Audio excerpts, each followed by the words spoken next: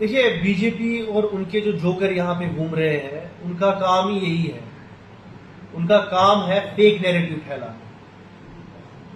اگر وہ سچائی پہ بات کرتے میں ان کو ویلکم کرتا، میری پارٹی کو ویلکم کرتی۔ اب دیکھیے لیڈر آف اپوزیشن ایسی اتنی بڑی زبردست جھوٹ کی بات پھیلاتے ہیں کہ عمر صاحب کہیں نہیں تھے، جبکہ عمر صاحب سب سے پہلے جب سڑکیں گر رہی تھی، جب بارش ہو رہی تھی، اس ٹائم اپنی جان کو جو ہے پرواہ کیے بغیر وہ وہاں ہائی وے، پورے جموں کشمیر ہائی وے پہ وہ اس دن ٹریول کر رہے تھے۔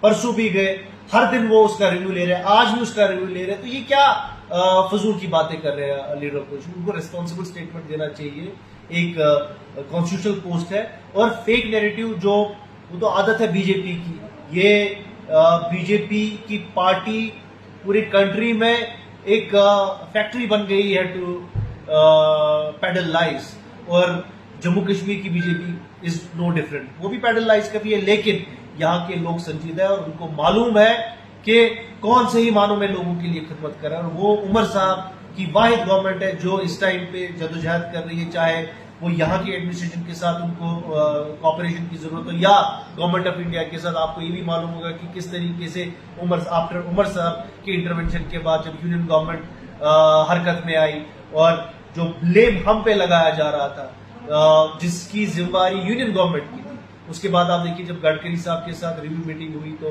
کام تیز ہو رہا ہے، ہم امید کرتے ہیں۔ اور ساتھ ہی ساتھ میں یہ بھی بتانا چاہتا ہوں کہ اکاؤنٹیبلٹی بہت ضروری ہے۔ جو کروڑوں کے پیسے جموں کشمیر ہائی وے پہ ابھی تک لگے ہیں، جس کی پریسائڈنگ پارٹی بی جے پی ہے، ہم ان سے سوال کریں گے 11 سال میں انہوں نے کہاں وہ پیسے خرچے؟ یہ پیسے جو اس ہائی وے پہ لگے ہیں، ہزاروں کروڑ کے پیسے اس ہائی وے پہ لگے ہیں، وہ سارے پانی میں بہہ گئے، تو اس کا حساب ان کو دینا پڑے گا۔